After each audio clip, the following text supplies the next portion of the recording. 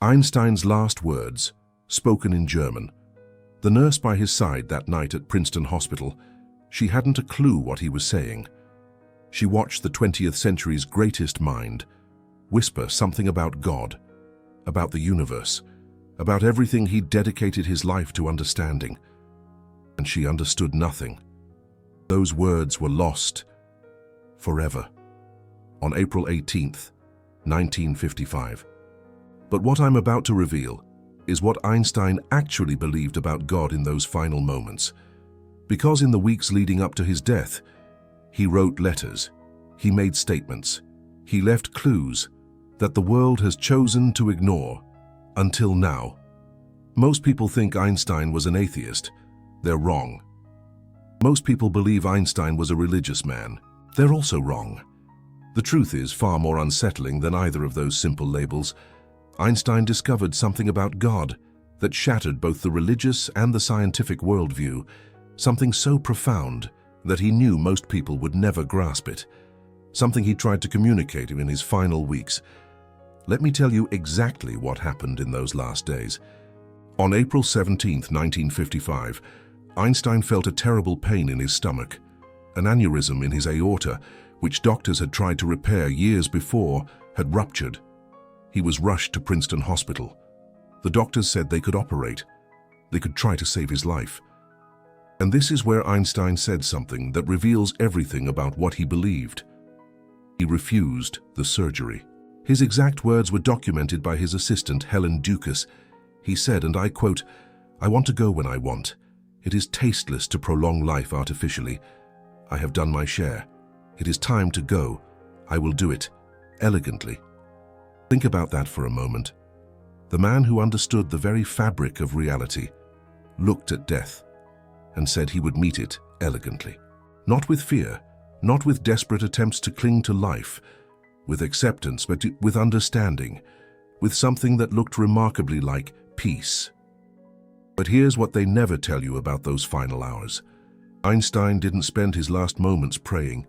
He didn't call for a priest or a rabbi. He asked for paper and pencils.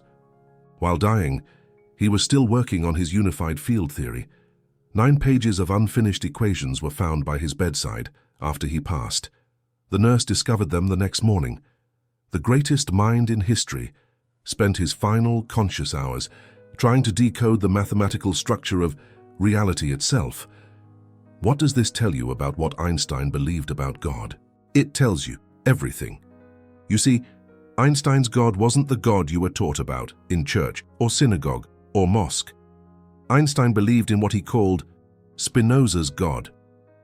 In 1929, a rabbi named Herbert S. Goldstein sent Einstein a telegram with a simple question: "Do you believe in God?"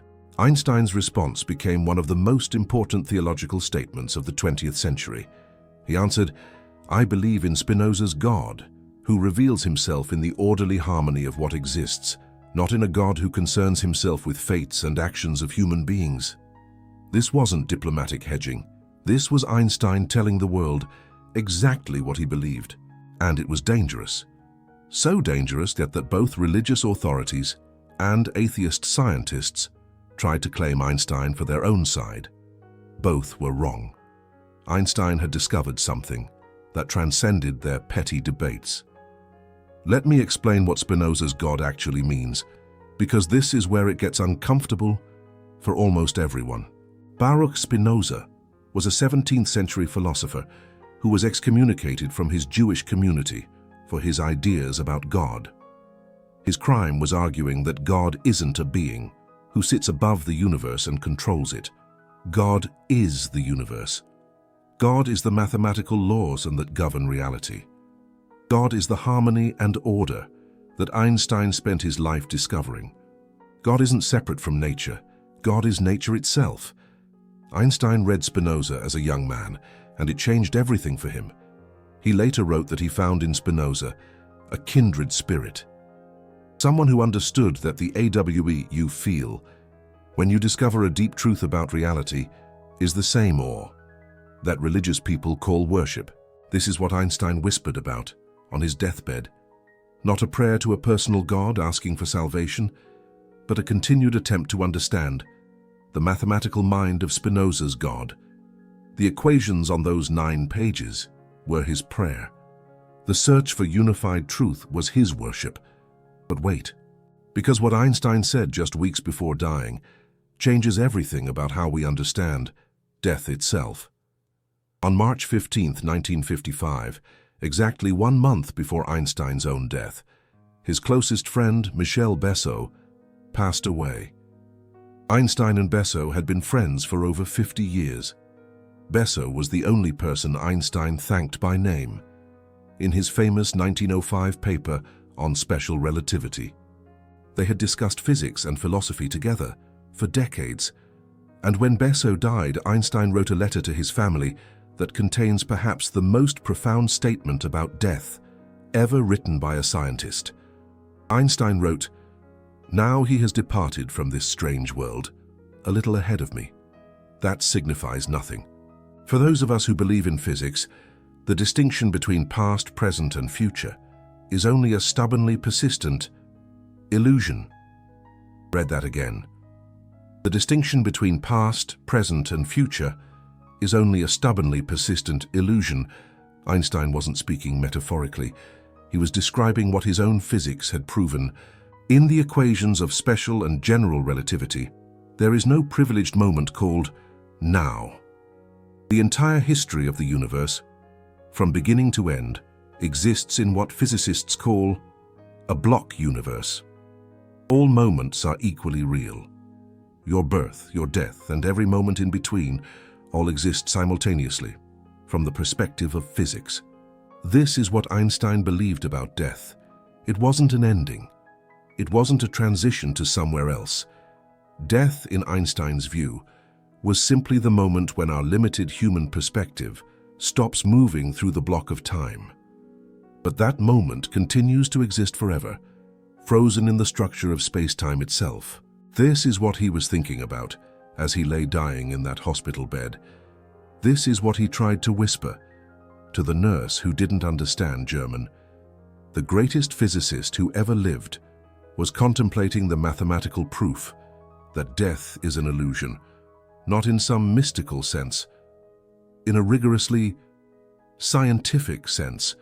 When the night nurse came to check on him, Einstein told Helen Dukas something remarkable. She had been worried about him, checking on him throughout the night. Einstein looked at her and said, "You are really hysterical. I have to pass on sometime, and it does not really matter when. It does not really matter when." Because to Einstein, when was already determined. Every moment of his life, including his death, was already woven into the fabric of space-time. He wasn't afraid, because he understood something that most people never grasp. Time isn't a river carrying us toward death. Time is a dimension, and we exist in all of it, always. But this raises a profound question that Einstein wrestled with until his final breath. If God is the mathematical order of the universe, as Spinoza believed, then what does that God want from us? Does that God even want anything? Can you pray to equations? Can you find comfort in the laws of physics? Einstein had an answer to this when it is both liberating and terrifying. In 1954, just a year before his death, Einstein wrote what has become known as the God Letter. It was addressed to the philosopher Erich Gutkind, and in it, Einstein was brutally honest about what he believed.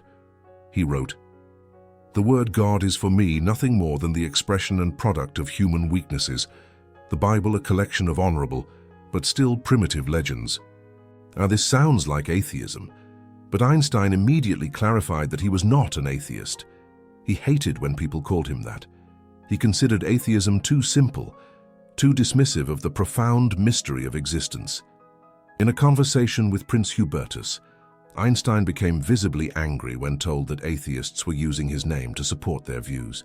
He said, "In view of such harmony in the cosmos which I, with my limited human mind, am able to recognize, there are yet people who say there is no God. But what really makes me angry is that they quote me for the support of such views.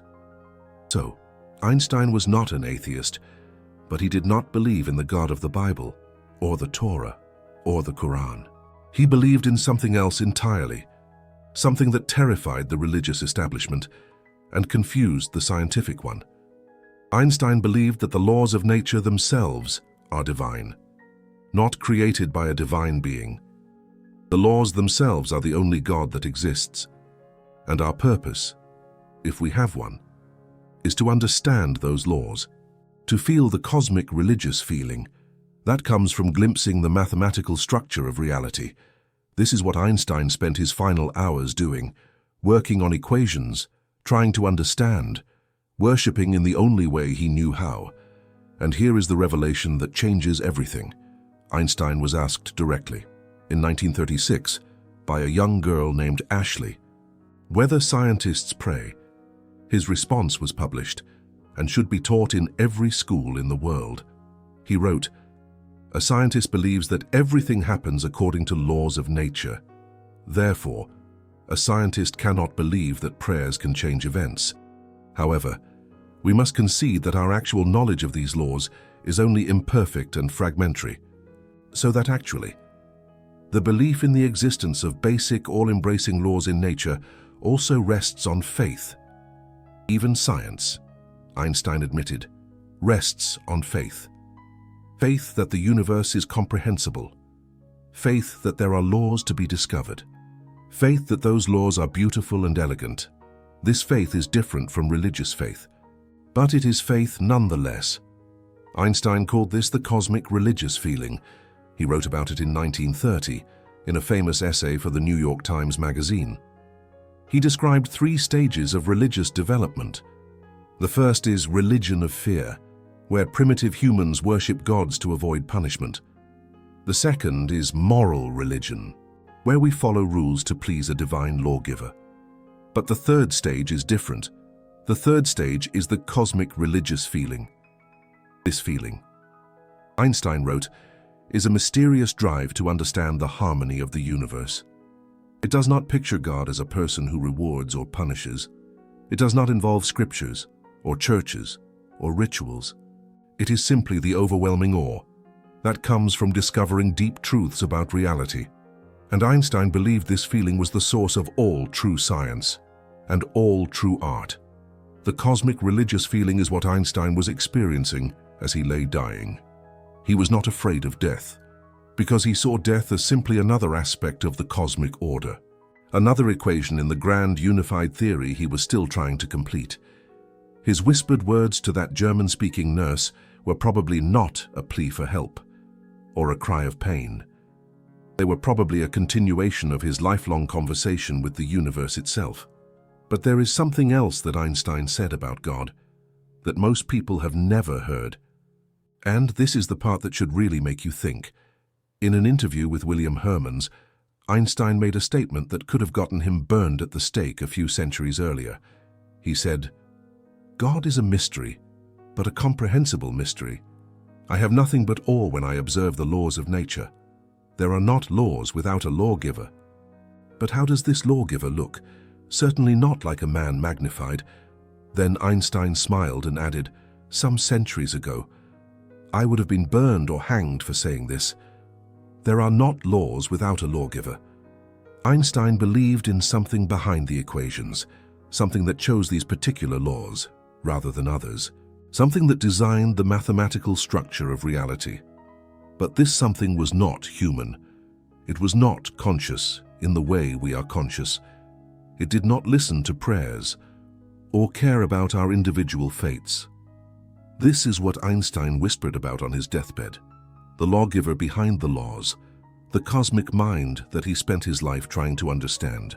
Not the God of Abraham, or Moses, or Jesus, or Muhammad. The God of mathematics, the God of beauty, the God that reveals itself in the elegant simplicity of natural law. Let me tell you what Einstein saw when he looked at the universe, because once you understand this, you will understand why he approached death with such calm. Einstein saw that the universe operates according to principles of incredible beauty. E equals mc squared is not just a formula for converting mass to energy. It is a statement about the deep unity of nature. Mass and energy are the same thing. Viewed from different perspectives, space and time are the same thing, woven together into space-time. Matter tells space-time how to curve, and curved space-time tells matter how to move. These are not arbitrary rules. They are elegant, they are beautiful. And Einstein believed that this beauty was not accidental. The universe, he said, could have been chaotic. It could have been incomprehensible. But instead, it is ordered in ways that human minds can understand. This is remarkable. This is, in Einstein's view, miraculous. In one of his most revealing quotes, Einstein said, "The most incomprehensible thing about the universe is that it is comprehensible." Think about that. Why should human beings, evolved on a small planet, to hunt animals and gather fruit, be capable of understanding the mathematical laws that govern galaxies billions of light years away? Why should the patterns in our minds match the patterns in reality? Einstein saw this as evidence that mind and universe are connected at a deep level, not in some mystical way, in a structural way. We can understand the universe because we are part of the universe. Our minds are made of the same stuff, following the same laws. This is what Einstein was contemplating in his final hours, not his own survival, not a personal afterlife, but the profound mystery of consciousness emerging from a mathematical universe to understand that very universe. And this brings us to the hardest question of all, the question Einstein asked in that famous letter to Besso's family. If time is an illusion, what happens to us when we die? Einstein's answer was both comforting and disturbing. In the block universe of relativity, your life does not end at death. Your life exists eternally in the structure of space-time. Every moment you have ever lived continues to exist, frozen in the geometry of the cosmos. Death is not destruction.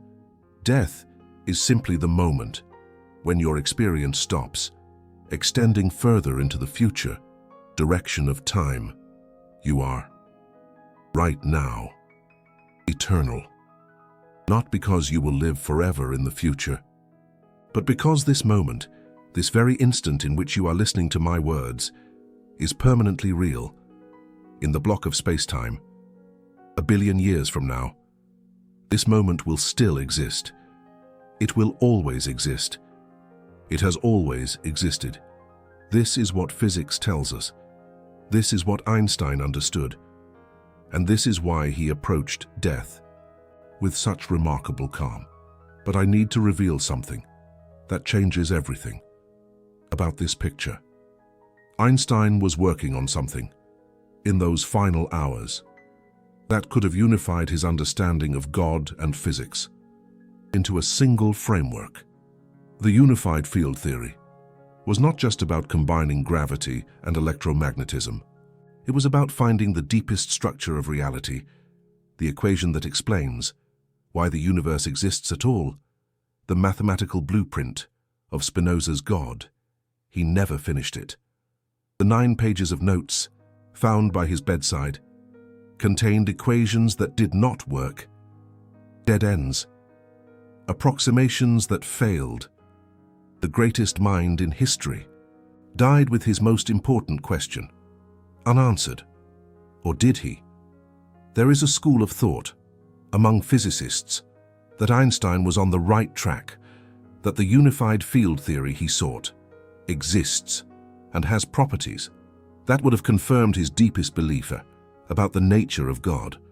Modern string theory and quantum gravity research are, in some ways, continuations of Einstein's final quest, and what these theories suggest is remarkable.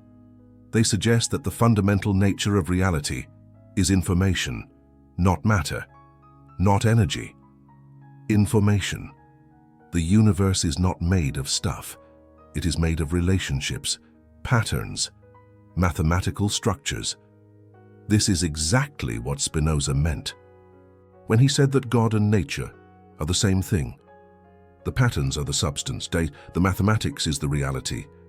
If this is true, then Einstein's God is more real than we ever imagined, and Einstein's calm acceptance of death makes even more sense.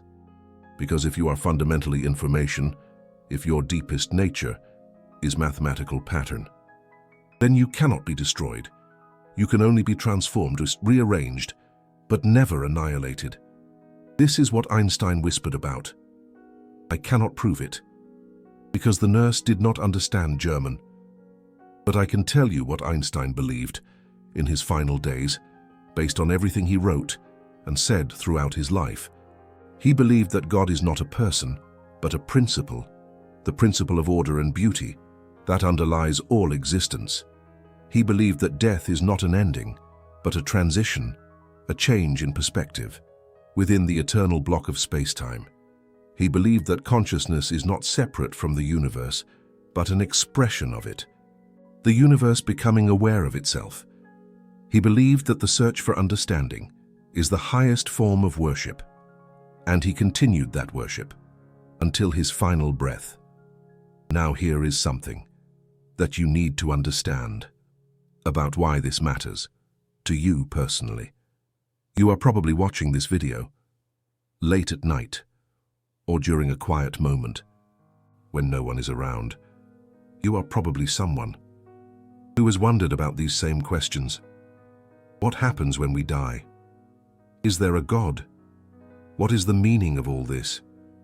You are not watching entertainment videos or celebrity gossip. You are watching a video about Einstein's beliefs about God on his deathbed. That tells me something about you. You are a seeker.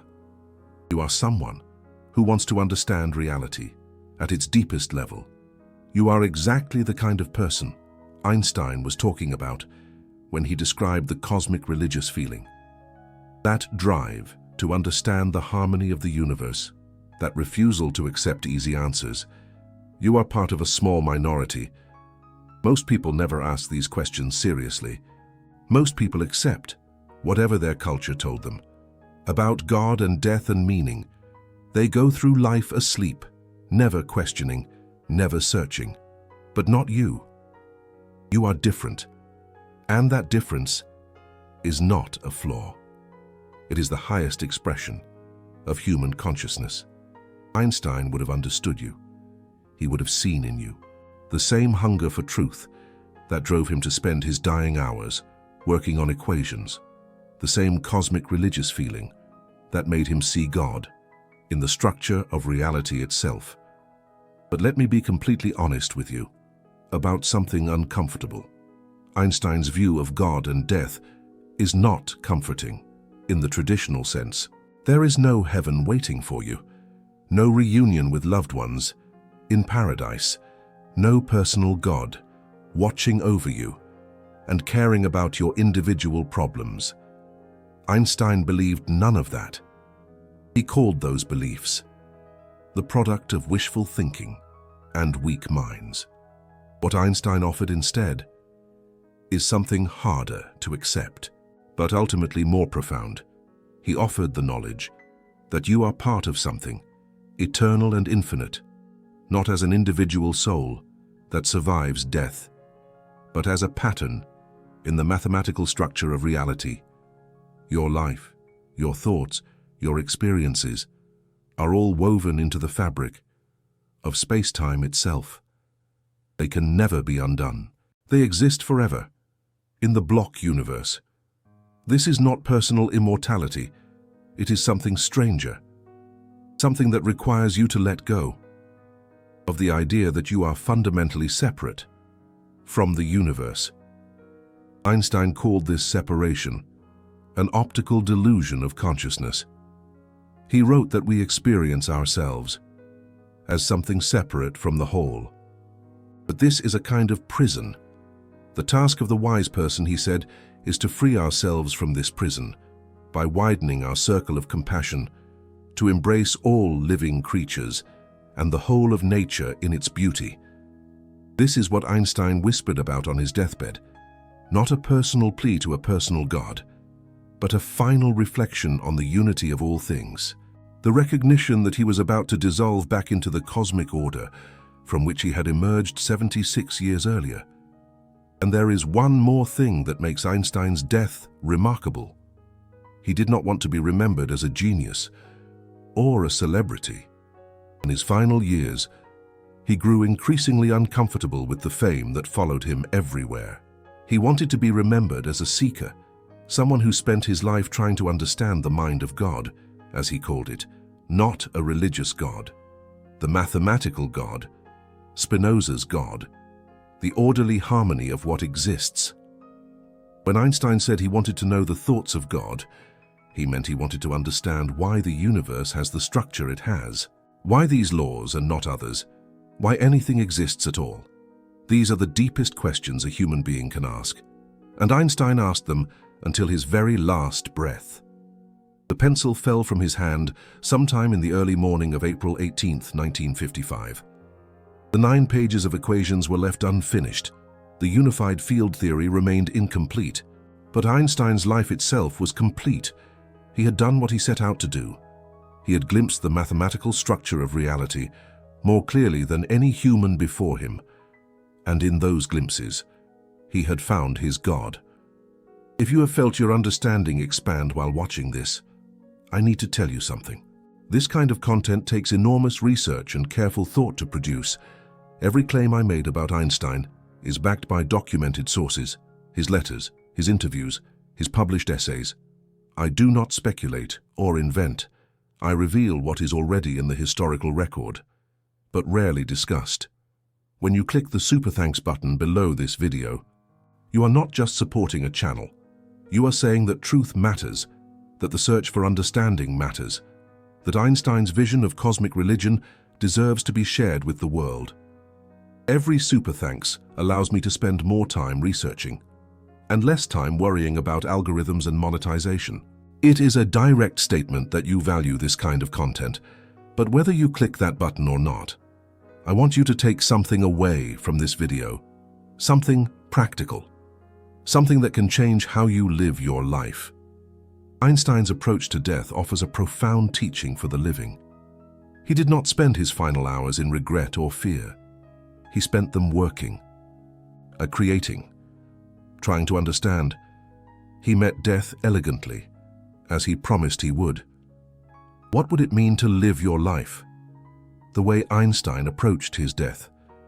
It would mean focusing on what truly matters, the search for understanding, the appreciation of beauty, the expansion of compassion. It would mean letting go of petty concerns and small-minded conflicts. It would mean seeing yourself as part of something infinitely larger than your individual story.